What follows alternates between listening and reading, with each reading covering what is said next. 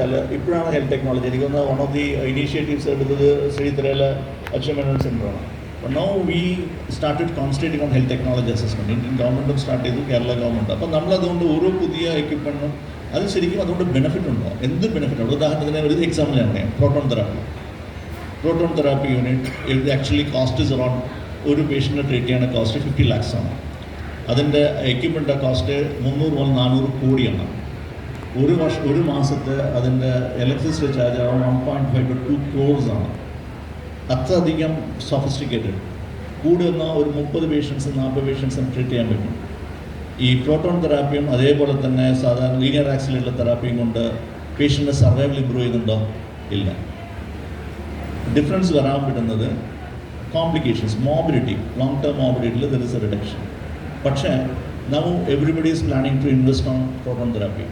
Proton therapy invest ചെയ്ത് സാധാരണക്കാരൻ്റെ മനുഷ്യന് ചിന്ത എന്താണ്? ഞാൻ ഈ ചികിത്സ പ്രോട്ടോണിലെടുത്തിരുന്നെങ്കിൽ ഞാൻ മെച്ചപ്പെട്ടു പോകാൻ. നോ, ഇറ്റ് ഡസ് നോട്ട് ഇൻക്രിമെൻ്റലി ഉണ്ടാവുന്നില്ല. പക്ഷേ അത് കൊടുക്കുന്ന കോസ്റ്റ് ഇസ് സോ ഹൈ. ഇപ്പം ഉദാഹരണത്തിന് ടാറ്റ മെമ്മോറിയൽ ഹോസ്പിറ്റലിലെ പ്രോട്ടോൺ തെറാപ്പി ഉണ്ട്. Because it's A research organisation. So they will bring out more പഠനങ്ങൾ ഇതുകൊണ്ട് എന്ത് ബെനിഫിറ്റ് ഉണ്ടാക്കുന്നു എന്നുള്ളത്. പക്ഷേ അത് ഉപയോഗിക്കുന്ന ഏരിയ ഉണ്ട്, കുട്ടികളുടെ ബ്രെയിൻ ട്യൂമേഴ്സ്. അവിടെ proton therapy as an advantage. എന്തുകൊണ്ട് വെച്ചാൽ ലോങ് ടേം കോംപ്ലിക്കേഷൻസ് കുറവാണ് എന്നുള്ളതുകൊണ്ട്. പക്ഷേ അതേസമയം ഇത് എല്ലാറ്റിലും ഇപ്പോൾ സാധാരണയുള്ള നമ്മൾ റെക്ടൽ സർജറി, റെക്ടൽ ക്യാൻസേഴ്സിന്, വയലിന് ഇതൊന്നും does not give any incremental benefit. ബ്രസ്റ്റിന് ചില even I heard that people want to use in breast cancer. Breast cancer is even called cobalt, which is വളരെ ചീപ്പാണ്. അതേസമയം treatment is almost same benefit it gives. അല്ലെങ്കിൽ അത് validity treatment at least. പക്ഷേ linac gives same benefit almost അതിന് വേണം. അപ്പോൾ ഇങ്ങനെ നമ്മളെ ഏത് ട്രീറ്റ്മെൻറ്റ് എത്രത്തോളം ബെനിഫിറ്റ് ഓരോ എക്യുപ്മെൻറ്റ് തരും ഇതുവരാണെങ്കിൽ costly we can intervene. Medicines ഇപ്പോൾ നൗ ഇമ്മ്യൂണോതെറാപ്പി ഇപ്പം റീസെൻ്റ്ലി നമ്മൾ ചിലപ്പോൾ കാണുന്നതാണ്. തുടക്കമേ ഇമ്മ്യൂണോതെറാപ്പി യൂസ് ചെയ്യുന്ന സിറ്റുവേഷൻസ് വരുന്നു. ക്ലാസിക്കലായിട്ടുള്ള പ്രോട്ടോക്കോളിന് വിട്ടിട്ടും പോകുന്നത്. അപ്പോൾ ഇതൊക്കെ വരുന്നതെന്ന് വെച്ചാൽ ഈവൻ പേഷ്യൻസ് നമ്മളൊന്നും ചോദിക്കുന്നത് എന്തുകൊണ്ട് ഇമ്മ്യൂണോതെറാപ്പി തുടങ്ങിക്കൂടാ. People think that way. പക്ഷേ ഇമ്മ്യൂണോതെറാപ്പി ഇവിടെ ഇരിക്കുന്നതുകൊണ്ട് ഇമ്മ്യൂണോതെറാപ്പി ഇറ്റ് ഈസ് ഒരു അനദർ 20-30 yearsലോട്ടേക്ക് immunotherapy will predominate cancer treatment. Immunotherapy എന്നുള്ളത് നമ്മുടെ ഇമ്മ്യൂണിറ്റി തന്നെ ക്യാൻസറിനെതിരെ ചെയ്യാൻ ഉള്ള ഗവേഷണങ്ങൾ ധാരാളം നടക്കുന്നുണ്ട്. പക്ഷേ ഇതിൻ്റെ കോസ്റ്റ് ഈസ് വെരി ഹൈ. പക്ഷേ നമ്മുടെ സാമ്പത്തിക സാഹചര്യങ്ങൾക്കും നമ്മുടെ ഫെസിലിറ്റീസിനും അനുസരിച്ച് ഇതേ എഫക്റ്റീവായിട്ടുള്ള ചികിത്സാ സംവിധാനങ്ങൾ കൊണ്ടുവരികയാണെങ്കിൽ, ഉപയോഗിക്കുകയാണെങ്കിൽ, പക്ഷേ ഇതിനകത്ത് കാര്യമായിട്ടുള്ള മാർക്കറ്റ് എന്താ പറയുക, ഇൻഡസ്ട്രിയുടെ ഇൻഫ്ലുവൻസ് ഉണ്ട്, ഇൻഡസ്ട്രിയുടെ പ്രഷേഴ്സ് ഉണ്ട്. All these things matter. It is a complicated thing. പക്ഷേ സർക്കാർ ഭാഗത്തുനിന്ന് അതിനായിട്ടുള്ള ഒരു ഇൻ്റർവെൻഷൻ സ്റ്റാർട്ട് ചെയ്തിട്ടുണ്ട്. നമ്മൾ start think on standard treatment guideline, same type of treatment, then will quality improve. ഇപ്പോൾ നേരത്തെ ഞാൻ പറയാൻ വിട്ടത് അത് ചോദിച്ചിരുന്നു ഈ treatment outcome we actually it's our pride. നമ്മൾ ഫോർ എക്സാമ്പിൾ ഇപ്പോൾ റീസെൻ്റായിട്ട് we had a meeting and then we looked at it our treatment outcome common cancers RCC, MCC and medical colleges എന്നുള്ളത്. Our treatment outcomes on par with international standards. What is there the best? അത് ഞങ്ങളൊരു cancer strategy guide lines ഉണ്ടാക്കിയിരുന്നു. അതിനകത്ത് one of things breast ക്യാൻസറിന് 70% മറ്റേനൊക്കെ അതൊക്കെ എന്നോ ഞങ്ങൾ കടന്നുപോയി. നോട്ട് പറയാൻ ഓഫ് ദാറ്റ്. പക്ഷേ ഇത് കൊണ്ടുവരുന്നത് ദിസ് ഇസ് ഇപ്പോൾ ഉള്ള നമ്മൾ ഇതൊന്നും ഈ പുതിയ സാധനങ്ങളൊന്നും ആഡ് ചെയ്യാതുള്ള ട്രീറ്റ്മെൻറ്റ് ഇതിലാണ് ഇത് വരുന്നത്. So then our thinking process whether. പക്ഷേ ഇതൊരു വലിയൊരു പ്രശ്നമാണ് ഈ പറയുന്ന എക്യുപ്മെൻറ്റ്സിൻ്റെയും മറ്റേതൊക്കെ. അപ്പോൾ equipments will look at it what's a safety it provides. പേഷ്യൻറ്റിന് എത്ര സേഫ്, അതാണ് probably proton will come slightly higher long term mobility. പക്ഷേ ഇത് നമ്മൾ കൃത്യമായിട്ട് അനലൈസ് ചെയ്യണം. അത് ഇറ്റ്സ് എ സെപ്പറേറ്റ് സയൻസാണ് HTA. So that's people will have to analyse and say that. ഇപ്പോൾ ഉദാഹരണം ഒരു പർട്ടിക്കുലർ ഏരിയയിൽ വന്നു ഈ transplants, bone marrow transplant in certain particular disease, they found that it is not as good as that's chemotherapy alone. പക്ഷേ transplant cost is very high. So one area the government കാര്യമായിട്ട് intervene ചെയ്ത് ആരോഗ്യകരണത്തിൽ previously ഒട്ടവർ ട്രാൻസ്പ്ലാന്റിനായിട്ട് കുട്ടികളുടെ ട്രാൻസ്പ്ലാന്റേഷനുമായിട്ട് ഗവൺമെൻറ്റിലേക്ക് apply ചെയ്യുമ്പോൾ ഗവൺമെൻറ് പ്രധാന കോർപ്പറേറ്റ് ഹോസ്പിറ്റലൊക്കെ 35 lakhs, 40 lakhs, 45 lakhs ഇതിന് വെച്ചിട്ട് കുട്ടികൾക്ക് ട്രാൻസ്പ്ലാന്റ് വരുമ്പോൾ ആ പൈസ അങ്ങോട്ട് കൊടുക്കുകയും ചെയ്തു.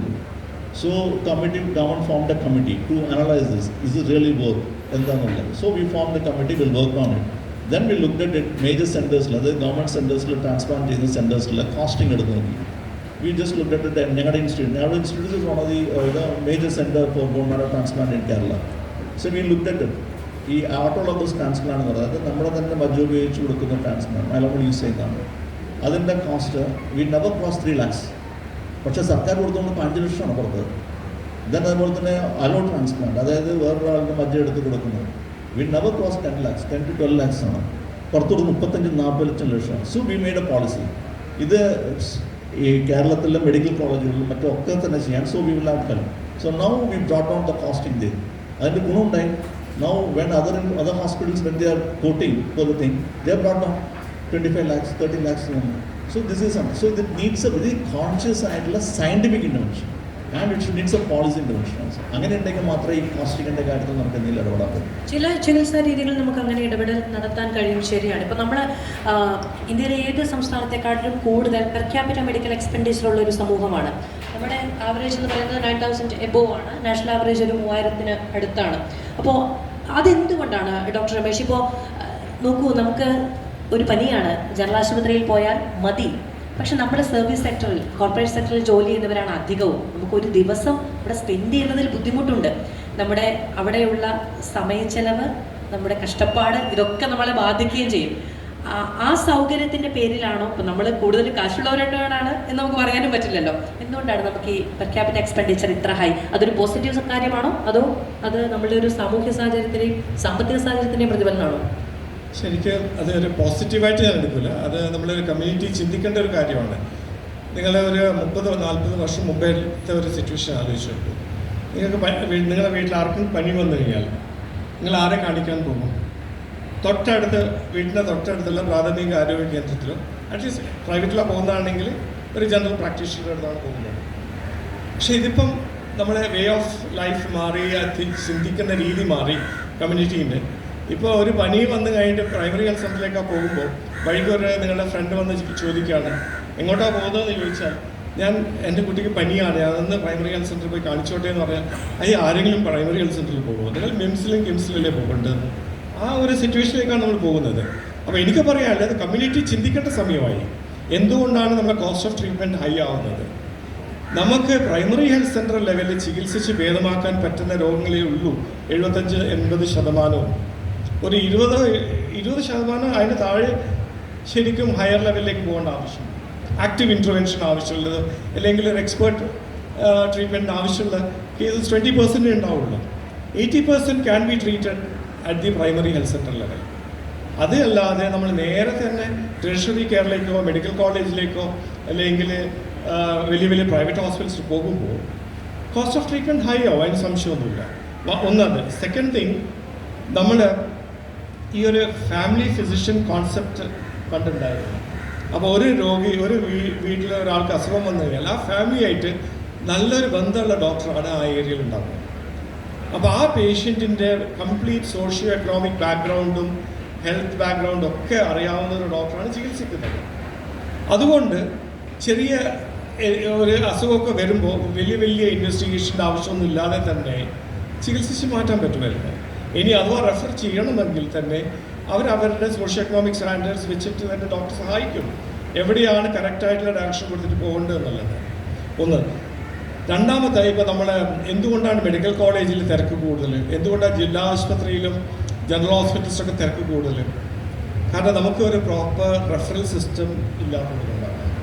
നമുക്ക് വേണം ഒരു പ്രോപ്പർ റെഫറൽ സിസ്റ്റം. ഒരു പനി വന്നു കഴിഞ്ഞാൽ നേരെ മെഡിക്കൽ കോളേജിലേക്ക് പോകുന്ന അല്ലെങ്കിൽ ജില്ലാ ആശുപത്രിയിൽ പോകുന്ന ആ സിസ്റ്റം നമുക്ക് മാറ്റിയേ പറ്റുള്ളൂ.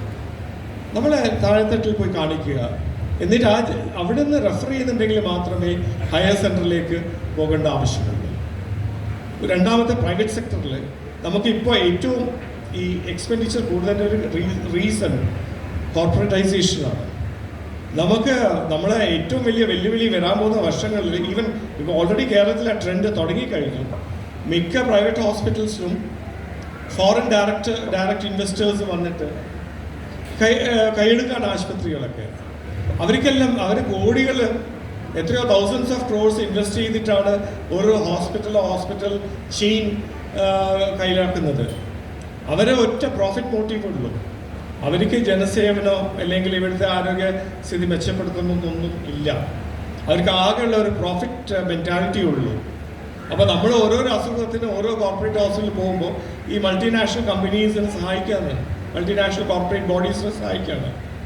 അതുകൊണ്ട് എനിക്ക് പറയാനുള്ളത്, നിങ്ങൾക്ക് എന്തെങ്കിലും അസുഖം വരുമ്പോൾ ആദ്യം നിങ്ങൾ വീട്ടിൻ്റെ അടുത്തുള്ള പ്രൈമറി ഹെൽത്ത് സെൻ്ററിൽ കാണിക്കും, അല്ലെങ്കിൽ തൊട്ടടുത്ത ഒരു ജനറൽ പ്രാക്ടീഷണർ കാണിക്കും. എന്നിട്ട് അവരുടെ ഡയറക്ഷൻസ് അനുസരിച്ച് കൂടുതൽ വിദഗ്ധ ചികിത്സ വേണമെങ്കിൽ മാത്രമേ ഹയർ സെൻ്ററിലേക്ക് പോകാൻ പാടുള്ളൂ. അങ്ങനെ ആകുമ്പോൾ അനാവശ്യമായിട്ടുള്ള ചെലവും കുറക്കാൻ സാധിക്കും. അനാവശ്യമായ ബുദ്ധിമുട്ടുകളും കുറക്കാൻ സാധിക്കുന്നതാണ് വിശ്വാസം. ഒറ്റ കാര്യം, കോവിഡിന് ശേഷം ചെറിയ പനി വന്നാലും പേടിയാണ്. അപ്പോൾ അങ്ങനൊരു പ്രശ്നം കൂടി ഉണ്ടോ? അല്ല, അത് തന്നെയാണ് ആ പേടി മാറ്റാൻ വേണ്ടിയിട്ടാണ് ഞാൻ പറയുന്നത്. ഇപ്പം നമുക്ക് ഇപ്പോൾ കോർപ്പറേറ്റ് ഹോസ്പിറ്റലിൽ പോയി കഴിഞ്ഞാൽ അവിടെ കാഷ്വലിൽ ഇരിക്കുന്ന ഒരു MBBS ഡോക്ടർ ആയിരിക്കും. ആള് പരിശോധിച്ചിട്ട് പിന്നെ സ്പെഷ്യലിസ്റ്റ് വന്ന് നോക്കി കുറേ ഇൻവെസ്റ്റിഗേഷൻസ് ചെയ്യും. സെയിം ഈക്വലി കോമ്പറ്റൻ്റ് ആയിട്ടുള്ള ഒരു MBBS ഡോക്ടർ തന്നെയാണ് പ്രൈമറി ഹെൽത്ത് സെൻ്ററിലും ഇരിക്കുന്നത്. അതുകൊണ്ട് ഒരു പനി വരുമ്പോൾ പേടിക്കേണ്ട കാര്യമൊന്നുമില്ല. ശരിക്കും നമ്മൾ സ്വയം ചികിത്സിക്കാതെ, ഇതേ ഉള്ളൂ, സ്വയം ചികിത്സിക്കാതെ നമ്മൾ തൊട്ടടുത്ത പ്രാഥമിക ആരോഗ്യ കേന്ദ്രത്തിൽ പോയി ചികിത്സ തേടും. തീർച്ചയായിട്ടും അത് ഒരു മാറ്റം വരുത്തും. ഇപ്പോൾ നമ്മൾ നേരത്തെ പറഞ്ഞു, നമുക്ക് ഈ ഹെൽത്ത് എക്സ്പെൻഡിച്ചറിൽ ഇന്ത്യയിൽ ഏറ്റവും കൂടുതൽ മുന്നിൽ നിൽക്കുന്നത് നമ്മളാണ് എന്നുള്ളത് നമ്മൾ അഭിമാനത്തോട് പറയുമ്പോഴും, നേരത്തെ ഡോക്ടർ ജോസഫ് ചൂണ്ടിക്കാണിച്ചൊരു കാര്യം, അത് ഔട്ട് ഓഫ് പോക്കറ്റ് എക്സ്പെൻഡിച്ചറും കൂടുതലാണ്, 67% ഉണ്ട്. നമുക്ക് ഡോക്ടർ വി രാമൻകുട്ടി, നമുക്ക് അതെങ്ങനെ കുറച്ച് കൊണ്ടുവരാൻ കഴിയും എന്നുള്ളതാണ് എൻ്റെ ഒരു ചോദ്യം അങ്ങയോടെ. അത് അത്ര എളുപ്പമല്ല. ഇപ്പോൾ ഡോക്ടർ രമേശ് പറഞ്ഞ ഒരു പ്രധാനപ്പെട്ട വസ്തുതയാണ്. കാരണം നമ്മൾ ഒരുപാട് ഓവർ സ്പെൻഡിങ് ഉണ്ട്. ചെറിയ കാര്യങ്ങൾക്ക് ഒരുപാട് ഇൻവെസ്റ്റിഗേഷൻ ചെയ്യുന്ന ഒരു ടെൻഡൻസി ഉണ്ട്. കാരണം നമ്മുടെ സിസ്റ്റം വളരെ ഓപ്പൺ ആണല്ലോ. ഈ പറഞ്ഞ പോലെ ആർക്കും ഇപ്പോൾ ഇപ്പോൾ നമ്മൾ ഫേസ്ബുക്കിലൊക്കെ ആക്റ്റീവായിട്ടുള്ള ആളുകൾക്കറിയാം, വലിയൊരു ക്യാമ്പയിൻ വരുന്നത് ഇവിടെ എന്ത് എളുപ്പമാണ്, നമുക്കൊരു സ്കാൻ ചെയ്യണമെങ്കിൽ നമ്മൾ ചെന്ന് സ്കാൻ ചെയ്യാം, വേറെ രാജ്യങ്ങളിൽ സ്കാൻ ചെയ്യണമെങ്കിൽ വെയിറ്റ് ചെയ്യാം. ശരിയാണ്, അവർ കോസ്റ്റ് കുറയ്ക്കാൻ വേണ്ടിയാണ് അവർ ഗേറ്റ് കീപ്പിംഗ് എന്നൊരു സിസ്റ്റം വെച്ചിരിക്കുന്നത്. ആവശ്യമുള്ളവരെ മാത്രമേ സ്കാൻ ചെയ്യാൻ അയക്കുള്ളൂ. ഇവിടെ എനിക്ക് തന്നെ പോയി സ്കാൻ ചെയ്യാൻ എൻ്റെ പൈസയും ചിലവാകും. അപ്പോൾ എൻ്റെ ഔട്ട് ഓഫ് പോക്കറ്റ് എക്സ്പെൻഡിച്ചർ കൂടുതൽ. അപ്പം അങ്ങനെ അത് ഈ നേരത്തെ പറഞ്ഞ അതിന് നമ്മൾ ടെക്നിക്കലി അതിന് ഗേറ്റ് കീപ്പിംഗ് എന്നാണ് പറയുന്നത്. ഇപ്പോൾ NHS പോലെ ഒരു സിസ്റ്റത്തിലാണെങ്കിൽ, ഇപ്പോൾ UK ഉള്ള അല്ലെങ്കിൽ പൊതുവെ വെസ്റ്റേൺ യൂറോപ്പിൽ വളരെയധികം ഗവൺമെൻറ് നിയന്ത്രണത്തിലുള്ള സിസ്റ്റംസാണ്. സംഗതി അവർ പ്രാക്ടീസ് ചെയ്യുന്നവരെ പ്രൈവറ്റ് ആയിട്ടാണെങ്കിൽ പോലും അവരെ പേ ചെയ്യുന്ന ഗവൺമെൻറ്റാണ്. അപ്പോൾ അതനുസരിച്ച് സ്ട്രിക്റ്റ് ആയിട്ടുള്ള ഗൈഡ് ലൈൻസ് അനുസരിച്ച് മാത്രമേ അവർക്ക് പ്രവർത്തിക്കാൻ പറ്റുള്ളൂ. അപ്പോൾ എല്ലാ കാര്യത്തിനും സ്കാൻ ചെയ്യാനൊന്നും അവർക്ക് പറ്റില്ല. ഇപ്പോൾ നേരത്തെ ഡോക്ടർ സതീഷ് പറഞ്ഞ പോലെ അവരുടെ national institute of clinical excellence എന്ന് പറഞ്ഞ ഒരു ബോഡിയുണ്ട്. ആ ബോഡി റെക്കമെൻഡ് ചെയ്ത ട്രീറ്റ്മെൻറ്റ് മാത്രമേ, ഇപ്പോൾ ക്യാൻസർ ആണെങ്കിലും എത്ര വലിയ ഇതാണെങ്കിലും ഇപ്പോൾ അവർ റെക്കമെൻഡ് ചെയ്ത ആ ലിസ്റ്റിലുള്ള ട്രീറ്റ്മെൻറ്റിന് മാത്രമേ ഗവൺമെൻറ് സപ്പോർട്ട് ചെയ്യൂ. അല്ലെങ്കിൽ നിങ്ങളുടെ പൈസ ചിലവാക്കിക്കോന്ന് പറയാം. അത് അവരെ കൊണ്ട് താങ്ങുന്ന, സാധാരണക്കാരെ താങ്ങുന്നതല്ല. അങ്ങനെയുള്ള സ്ട്രിക്റ്റ് ആയിട്ടുള്ള ഒരു ഗേറ്റ് കീപ്പിംഗ് സിസ്റ്റം നമുക്ക് ഇതുവരെ കൊണ്ടുവരാൻ പറ്റിയിട്ടില്ല. കാരണം നമ്മുടെ ഒരുപക്ഷെ ഭാവിയിൽ നമ്മളത് പറ്റുമായിരിക്കും. അതിലേക്ക് നമ്മൾ വന്നുകൊണ്ടിരിക്കുന്നുണ്ടെന്ന് തോന്നുന്നു. ഇപ്പോൾ നേരത്തെ സൂചിപ്പിച്ചതുപോലെ ഇപ്പോൾ ഓൾ ഇന്ത്യ ലെവലിൽ ഇപ്പോൾ ഹെൽത്ത് ടെക്നോളജി അസസ്മെൻറ്റിന് ഒരു സെല്ലുണ്ട്. അതിനൊരു വെബ്സൈറ്റ് 5-6 കൊല്ലം ആയി കഴിഞ്ഞു ഓൾറെഡി. HTAIN എന്ന് പറയുന്ന ഒരു വെബ്സൈറ്റ് ഉണ്ട്. അവിടെ പോയി നോക്കിക്കഴിഞ്ഞാൽ, ഇപ്പോൾ ഞാനതിൻ്റെ പല കമ്മിറ്റിയിൽ ഇരുന്നിട്ടുള്ളതുകൊണ്ട് പറയാം, അപ്പോൾ ഓരോ ട്രീറ്റ്മെൻറ്റും അവരവിടെ വന്ന് അതിൻ്റെ സ്റ്റഡീസ് നടത്തി ഡിസ്കസ് ചെയ്ത് അത് അനുവദിക്കണോ വേണ്ടയോ. അപ്പോൾ അവരുടെ ഗൈഡ് ലൈൻ ഇത്രയേ ഉള്ളൂ. ഇത് അവർ ആ ലിസ്റ്റിൽ പെടുത്തി കഴിഞ്ഞാൽ ആയുഷ്മാൻ ഭാരതിൽ ഫ്രീ ആയിട്ട് ഇൻക്ലൂഡ് ചെയ്യും. അല്ലാന്നുണ്ടെങ്കിൽ നിങ്ങൾക്ക് ഫ്രീ ആയിട്ട് ചെയ്യാം. അപ്പോൾ അതൊരു ടൈപ്പ് ഓഫ് ഗേറ്റ് കീപ്പിംഗ് ആണ്. അത് വേണമെങ്കിൽ സ്റ്റേറ്റ് ലെവലിൽ നമുക്ക് ഏർപ്പെടുത്താവുന്നതാണ്. ഇന്ന കാര്യങ്ങളൊക്കെ ഗവൺമെൻറ് പൈസ ചിലവാക്കുള്ളൂ. അല്ലാതെ ആളുകൾക്ക് തോന്നിയ പോലെയുള്ള ചികിത്സയ്ക്കൊന്നും ഗവൺമെൻറ് സപ്പോർട്ട് ചെയ്യില്ല എന്നുള്ളൊരു വെച്ച് കഴിഞ്ഞാൽ പിന്നെ കുറേയൊക്കെ ചുരുക്കാൻ പറ്റും. പിന്നെ കുറേയൊക്കെ ആളുകളുടെ അവയർനെസ് ഉണ്ട്. ഈ പറഞ്ഞ മാതിരി നമ്മൾ പൊതുവേ ഒരു മെഡിക്കൽ ഷോപ്പിംഗ് നമ്മുടെ ഒരു സ്വഭാവമാണ്. എന്തെങ്കിലും വന്നു കഴിഞ്ഞാൽ കുറേ ആദ്യം ഡോക്ടറെ അടുത്ത് പോകും, അത് കഴിഞ്ഞ് ശരിയായില്ല എന്ന് തോന്നുമ്പോൾ അടുത്ത് വേറെ ഏതെങ്കിലും സിസ്റ്റത്തിൽ പോകും, പിന്നെ ഒന്നും വേണ്ടാന്ന് വെച്ചിട്ട് പ്രകൃതി പലതരത്തിലുള്ള പരീക്ഷണങ്ങളും നടത്തും. അപ്പോൾ അതെല്ലാം നമ്മുടെ പൈസയാണ് പോയിക്കൊണ്ടിരിക്കുന്നത്. അപ്പോൾ അത് വോളണ്ടറി ആയിട്ട് ആളുകൾ ചെയ്യുന്നതാണ്, അല്ലാതെ ആരെയും നിർബന്ധിച്ച് പിടിച്ചു വാങ്ങിക്കുന്നതല്ല. അതൊരു കണക്കിൽ. പക്ഷെ ചില സമയത്ത് ഇപ്പോൾ ക്യാൻസറിൻ്റെ കാര്യത്തിൽ ഞാൻ പോസ്റ്റ് അത് വേറെ കാര്യം. ഡോക്ടർ ജോസഫ്, ഇപ്പോൾ ഞങ്ങൾ ബീഹാർ ഇലക്ഷൻ്റെ സമയത്ത് ഞങ്ങളുടെ റിപ്പോർട്ടർ ബീഹാറിൽ പോയിട്ടോ. അപ്പോൾ അവിടെ ഒരു ഡോക്ടറുണ്ട്, പക്ഷെ അദ്ദേഹത്തിനോട് MBBS ഉണ്ടോ എന്ന് ചോദിച്ചപ്പം ഇല്ല, ഈ നമ്മൾ സിനിമയിലൊക്കെ കാണുന്ന പോലെ പാരസെറ്റാമോളും പിന്നെ കുറച്ച് എല്ലാം കൂടി ചേർന്നതാണ് അദ്ദേഹത്തിൻ്റെ ഒരു ചികിത്സാ രീതി എന്ന് പറയുന്നത്. അങ്ങ് ബീഹാറിൽ ജോലി ചെയ്തിട്ടുള്ള ആളാണ്. അപ്പോൾ ഒരു കമ്പാരിസൺ എന്നുള്ളത് സാധ്യമേ അല്ല. എന്നിരുന്നാലും ഇത്തരം കുറച്ച് അനുഭവങ്ങൾ ഉണ്ടാകുമല്ലോ. ഞാൻ എൻ്റെ MBBS കേരളത്തിലായിരുന്നു, MD ഒറീസയിലായിരുന്നു. അതിനുശേഷം DM ചെയ്തുകൊണ്ടിരുന്നത് ഞാൻ all India institute of medical science ഡൽഹിയിലായിരുന്നു. ഡൽഹിയിൽ വെച്ച് സംഭവിച്ചൊരു കാര്യം പറയാം. ഞാൻ ചെന്നിട്ട് 2 മാസമേ ആയിട്ടുണ്ടായിരുന്നുള്ളൂ. 2 മാസത്തിൽ ഏറ്റവും ടഫസ്റ്റ് ആയിട്ടുള്ള പോസ്റ്റുകൾ വന്നു പീഡിയാട്രിക് കാർഡിയോളജി. കാരണം വെച്ചാൽ നോർത്ത് ഇന്ത്യയിൽ ആ സമയത്ത് ഇപ്പോൾ ടെർഷ്യറി ലെവലിൽ പീഡിയാട്രിക് കാർഡിയക് സർജറീസോ അല്ലെങ്കിൽ ഇൻ്റർവെൻഷൻസോ ചെയ്യുന്ന സ്ഥലങ്ങളൊന്നും ഇല്ലായിരുന്നു. അതുകൊണ്ട് എൻറ്റയർ നോർത്ത് ഇന്ത്യ, അതായത് ഈവൻ ഫ്രം ബീഹാർ, ഉത്തർപ്രദേശ്, പഞ്ചാബ്, ഹരിയാന, മധ്യപ്രദേശ്, ഇവിടുന്ന് എല്ലാം കുട്ടികൾ, കൊച്ചു കുട്ടികൾ ഉണ്ടായി കഴിയുമ്പോഴേ വരുന്നത് all India institute of medical സയൻസിലാണ്.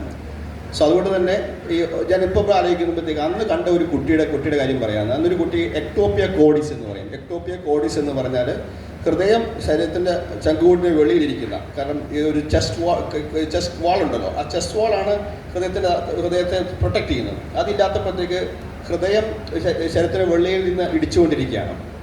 ഞങ്ങൾ പീഡിയാട്രിക് കാർഡിയോളജി കണ്ടു കഴിഞ്ഞപ്പോഴത്തേക്ക് ഏറ്റവും മികച്ച surgeon, all India institute of medical സയൻസിലെ ഏറ്റവും മികച്ച സർജൻ, പ്രധാനമന്ത്രിമാരെ പോലെ ശസ്ത്രക്രിയ നടത്തുന്ന സർജനാണ് സർജറി ചെയ്തു.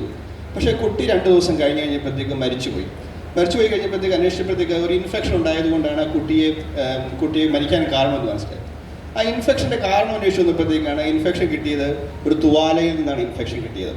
എങ്ങനെ തുവാല ഉണ്ടായതെന്ന് പറയുമ്പോഴത്തേക്ക് ആ കുട്ടി ജനിച്ചത് ബീഹാറിൻ്റെ ഒരു കുഗ്രാമത്തിലാണ് ജനിച്ചത്. ഏകദേശം 2000-ഓളം കിലോമീറ്റർ അവർക്ക് ആ കുട്ടിയെ ട്രെയിനിൻ്റെ ഒരു ജനറൽ കമ്പാർട്ട്മെൻറ്റ് കയറ്റി കൊണ്ടുവരേണ്ടി വന്നു. എന്നാലോചിച്ച് നോക്കുക. ജനറൽ കമ്പാർട്ട്മെൻറ്റ് കയറ്റി കൊണ്ടുമ്പോഴത്തേക്ക് ഞങ്ങളിവിടെ എല്ലാവരും ആകാംക്ഷ കാണിച്ചതുപോലെ ഈ ട്രെയിൻ ഓരോ സ്റ്റേഷനും നിർത്തുമ്പോഴത്തേക്ക് ഈ കുട്ടിയെ കാണാനായിട്ട് ആ ജനറൽ കമ്പാർട്ട്മെൻറ്റിലേക്ക് ആളുകൾ ഇടിച്ച് കയറുക. കുട്ടിയെ കാണാൻ അതൊരു അത്ഭുത ശിശു, ഹൃദയം വെളിയിൽ ഇടിക്കുന്ന ശിശു, അതിനെ കാണാനായിട്ട് എല്ലാവരും കയറി. അത് നാണം മറയ്ക്കുവാനായിട്ട് പാവപ്പെട്ട അപ്പനും അമ്മയും ആ ഫാദറിൻ്റെ തുവാല വെച്ച് ആ ഹൃദയത്തെ മൂടി. ആ തുവാലയിൽ നിന്ന് കിട്ടിയ ഇൻഫെക്ഷനാണ് ആ കുട്ടിയുടെ മരണത്തിലേക്ക് നയിച്ചത്. ഒന്ന് ആലോചിച്ച് നോക്കുക. ഒരു 10 വർഷത്തെ കാര്യം മാത്രമാണ് ഞാൻ പറയുന്നത്. അവിടെയാണ് നമ്മൾ ഈ പറയുന്ന കഴിഞ്ഞ ദിവസം നമ്മൾ പദ്ധതി കണ്ടു. ഉത്തർപ്രദേശിൽ നിന്നുള്ള ഒരു ഫാദറും മദറും ഇവിടെ ജോലിക്ക് വന്നതാണ്. ആ കുട്ടിക്ക് ഒരു ട്രൈക്കസ്പെറ്റ് അട്രീഷ്യ എന്ന രോഗമുണ്ടായപ്പോൾ നമ്മൾ തിരിച്ച് ബീഹാറിലേക്കോ ഉത്തർപ്രദേശിലേക്കോ പറഞ്ഞു വിട്ടില്ല, മറിച്ച് നമ്മുടെ സർക്കാർ ഹൃദയത്തിൽപ്പെടുത്തി നമ്മുടെ ചികിത്സിച്ചു. അത് ഉൾക്കൊള്ളുക എന്നുള്ളതാണ് ഏറ്റവും പ്രധാനപ്പെട്ട കാര്യം. പറഞ്ഞു വിടുകയും ഉൾക്കൊള്ളുകയും രണ്ടും ഒരു തോട്ട് പ്രോസസ്സുകളാണ്. ഉൾക്കൊള്ളുന്ന മനോഭാവം ഉണ്ടെങ്കിൽ തീർച്ചയായിട്ടും നമുക്ക് ചികിത്സിക്കാനും പറ്റും. അങ്ങനെ ധാരാളം അനുഭവങ്ങൾ ഉണ്ട്. ഈയിടെ ഉണ്ടായ ഒരു അനുഭവം പറയുകയാണെങ്കിൽ, ഞാനൊരു മെഡിക്കൽ ക്യാമ്പിന് വേണ്ടിയിട്ട് നമ്മുടെ നാഗാലാൻഡിൽ മെഡിക്കൽ ക്യാമ്പ് പോയി കഴിഞ്ഞപ്പോഴത്തേക്ക് കുട്ടികളുടെ ഹൃദ്രോഗം കണ്ടുപിടിക്കാൻ വേണ്ടിയാണ് പോയത്. ഒരു സുഹൃത്തിൻ്റെ കല്യാണ ചടങ്ങുമായി ബന്ധപ്പെട്ട ഒരു പ്രോമിസ് കൊടുത്തു. അതിൻ്റെ ഭാഗമായിട്ട് നാഗാലാൻഡിൽ പോയതാണ്. നാഗാലാൻഡിൽ പോയി കഴിഞ്ഞപ്പോഴത്തേക്ക് ആ ജില്ലയിൽ ആദ്യമായിട്ട് ഒരു എക്കോ മെഷീൻ കൊണ്ടുവന്നത് ഞങ്ങളാണ്. നാഗാലാൻഡിൽ ആ ജില്ലയിൽ ഒരു എക്കോ മെഷീൻ നമുക്ക് എത്തിയിട്ടില്ല. അതാണ് ഇന്ത്യയിലെയും ഇന്ത്യയിലെ മറ്റ് പല സംസ്ഥാനങ്ങളുടെ ആരോഗ്യ ഇൻഫ്രാസ്ട്രക്ചറിൻ്റെ അവസ്ഥ ഇന്നും. അതുകൊണ്ട് നമ്മൾ പലപ്പോഴും പറയുന്നത് പോലെ കേരളത്തിൽ നമ്മൾ ജീവിക്കുന്നത് ഒരു സ്വർഗരാജ്യത്ത് ജീവിക്കുന്നത് അക്ഷരാർത്ഥത്തിൽ ആരോഗ്യ മേഖല കാര്യത്തിൽ യാതൊരു സംശയമില്ലാതെ പറയാൻ പറ്റുന്ന കാര്യമാണ്. നമുക്ക് ചോദ്യങ്ങളുണ്ടെങ്കിൽ ചോദിക്കാം.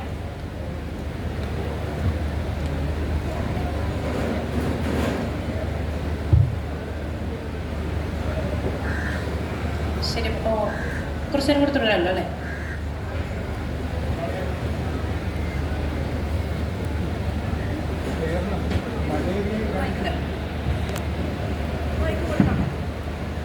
Good afternoon. കേരളത്തിലെ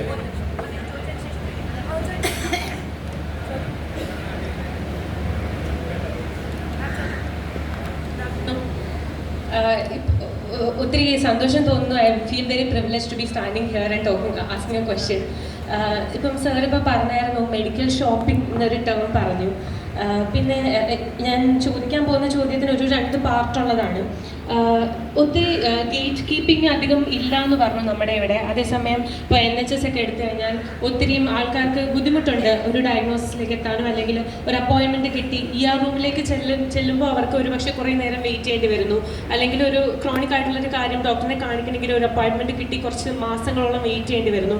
അങ്ങനെയൊക്കെയുള്ളൊരു സാഹചര്യത്തിൽ നമ്മുടെ കേരളം എടുത്തു കഴിഞ്ഞാൽ നമുക്ക് ഇപ്പോൾ ടെലിമെഡിസിനൊക്കെ ഒത്തിരി നന്നായിട്ട് പുരോഗമിച്ചുകൊണ്ടിരിക്കുന്ന സമയമാണ്. അപ്പം അങ്ങനെ ഡോക്ടറിനെ കൺസൾട്ട് ചെയ്യുകയും എന്തെങ്കിലും ആവശ്യമുണ്ടെങ്കിൽ intervention if it is required we ask them to come down. നമ്മളിവിടെ അധികം സമയതാമസമില്ലാതെ എല്ലാ കാര്യങ്ങളും ഈവൻ അതിൻ്റെ ഇൻവെസ്റ്റിഗേഷൻസ് ആണെങ്കിലും ഡയഗ്നോസിസ് ആണെങ്കിലും അത് കഴിഞ്ഞിട്ടുള്ള മാനേജ്മെൻറ്റ് കെയർ ആണെങ്കിലും അധികം സമയതാമസമില്ലാതെ നമുക്ക് കേരളത്തിൽ ജനങ്ങളിലേക്ക് എത്തിക്കാൻ പറ്റുന്നുണ്ട്. അപ്പോൾ അതിന് വേണ്ടിയിട്ട് ഇപ്പോൾ ഞാൻ മെഡിക്കൽ ടൂറിസം എന്നുള്ളൊരു കാര്യം ചോദിക്കുകയാണ്. അപ്പോൾ ഇസ് ഇറ്റ് ഗുഡ് ഫോർ അത് ഒന്നാമത്തെ ഭാഗം ഓൺ എക്സ്പെൻസസ്. അപ്പം ആൾക്കാർ നമ്മുടെ ഇവിടെ കൊണ്ടുവന്ന് പൈസ ചെലവാക്കി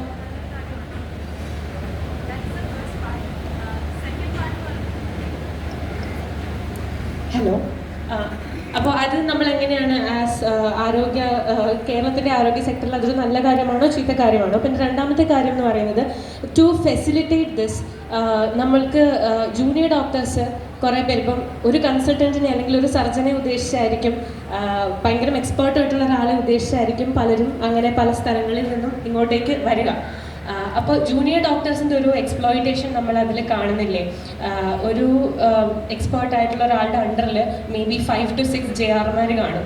അവർ വളരെ തുച്ഛമായ സാലറിക്ക് വേണ്ടിയിട്ട് വർക്ക് ചെയ്ത് ഈ പെർട്ടിക്കുലർ ഡോക്ടറിന് വേണ്ടിയിട്ട് നമ്മളെല്ലാം അറേഞ്ച് ചെയ്ത്, ഓഫ് കോഴ്സ് അവിടെ ഒരു ടീച്ചിങ് ഓപ്പർച്യൂണിറ്റി ഉണ്ടെങ്കിൽ പോലും അത് വൺ തിങ്. പിന്നെ അത് പ്രൈവറ്റ് സെക്ടറിലെ കാര്യമാണ്. സെക്കൻഡ് തിങ്, നമ്മുടെ ഇവിടെ ജൂനിയർ ഡോക്ടേഴ്സിന് PGക്ക് 45 മുതൽ 50 വരെയൊക്കെ കിട്ടുന്നുള്ളൂ. വേറെ നോർത്ത് ഇന്ത്യ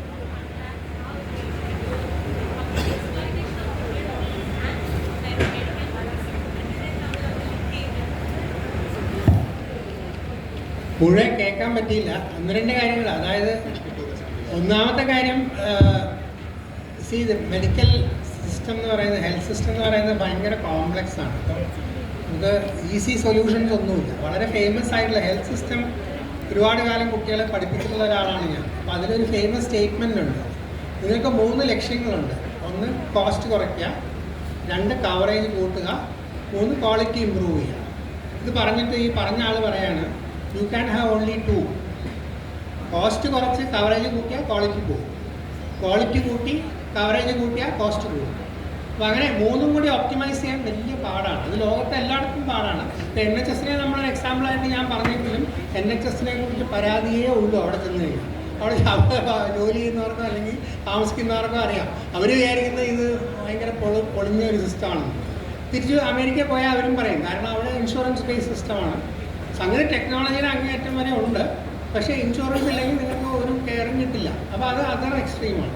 അപ്പോൾ നമ്മൾ ഇതിൻ്റെയൊക്കെ ഇടയിൽ എവിടെ ഒരു ഭാഗത്താണ് നിൽക്കുന്നത്. അതുകൊണ്ട് solutions are not easy, but we can try for a better ഡീലിനെ പറയാൻ പറ്റുള്ളൂ. പിന്നെ ഈ ഷോപ്പിങ്ങിൻ്റെ കാര്യത്തിൽ എനിക്കറിഞ്ഞൂടാ, അല്ല ഈ മെഡിക്കൽ ടൂറിസത്തിൻ്റെ കാര്യത്തിൽ ഇത് very Frank I don't no. അപ്പം പലപ്പോഴും ഇപ്പോൾ ഈ ഇൻ്റർനാഷണൽ ഇൻവെസ്റ്റ്മെൻ്റ് ഒക്കെ വരുന്നത് എനിക്ക് തോന്നുന്നു അതിൻ്റെ ബേസിസിലായിരിക്കും. അവർക്ക് they want to make the hospitals good for people who come from outside so that they can charge them. എന്നപ്പോൾ അത് അവരുടെ ലാഭത്തിലേക്ക് കോൺട്രിബ്യൂട്ട്.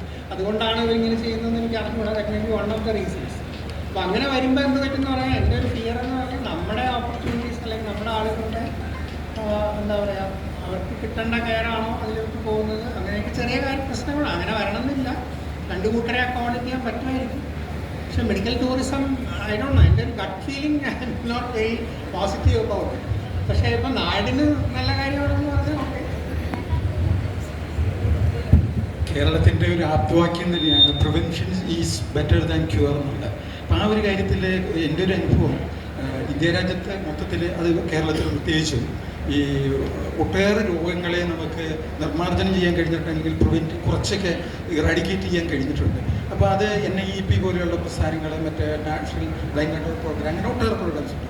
ഇപ്പോൾ ഇവിടെ ഇപ്പോൾ സംസാരിച്ച ഒരു കാര്യത്തിൽ ക്യാൻസർ, അതുപോലെ തന്നെ രോഗം, ഇത് വളരെ വ്യാപകമായിട്ട് വരുന്നൊരു കാലഘട്ടത്തിൽ അതിൻ്റെ അകത്ത് ഈ ഇത്തരത്തിലുള്ള ഈ ഒരു പ്രോഗ്രാം തന്നെ കൊണ്ടുവന്ന് എഴുതിയിട്ടുണ്ടെങ്കിൽ അതിൻ്റെ അകത്ത് നമ്മുടെ ചികിത്സ രംഗത്ത് ഒരു വലിയ മാറ്റം വരുത്താൻ കഴിയുമെന്നുള്ളൊരു അഭിപ്രായമുണ്ട്. അതിനു വേണ്ടിയിട്ട് ഗവൺമെൻറ് തന്നെ അതിൻ്റെ അകത്ത് ഒരു കൂടുതൽ സ്റ്റെപ്പുകൾ എടുക്കണം എന്നുള്ളൊരു അഭിപ്രായമാണ് എനിക്കുള്ളത്. താങ്കൾ ശ്രദ്ധിക്കാറില്ല, ഈ ജനുവരി 1-ന് ബഹുമാനപ്പെട്ട മുഖ്യമന്ത്രി വൈഫ് ഫോർ വെൽനസ് എന്ന് പറഞ്ഞ പ്രോഗ്രാം സ്റ്റാർട്ട് ചെയ്തു. അത് പ്രധാനമായിട്ടും നല്ല ഭക്ഷണം, വ്യായാമം, നല്ല ഉറക്കം, മെൻ്റൽ ഹെൽത്ത്.